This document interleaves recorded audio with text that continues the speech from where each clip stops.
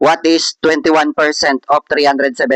So dito, gagamitin natin yung tinatawag nating chop-chop method. So sa 21%, meron tayong dalawang 10%.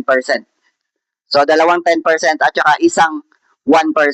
So kapag inad natin yan, ang total niyan is 21%. So dito, yung 10% ng 371 is 37.1. So naglagay lang tayo ng decimal sa ones place. So lagi natin tatandaan kapag kinukuha natin yung 10% ng number, lagi lang tayo maglalagay ng decimal point sa ones place. So dito, dalawang 10%, ibig sabihin dalawang 37.1. So i-add lang natin yan. Huwag natin kakalimutan na pagtapatin yung mga decimal point.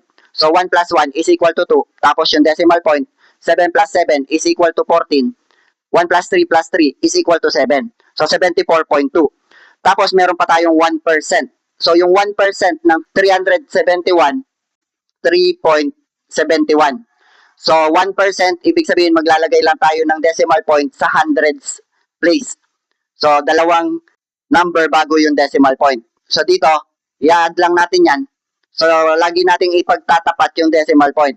So 1, tapos 2 plus 7 is equal to 9, tapos yung decimal point, 4 plus 3 is equal to 7, tapos 7. So ang sagot natin dito is 77.91. So ibig sabihin letter A yung sagot natin.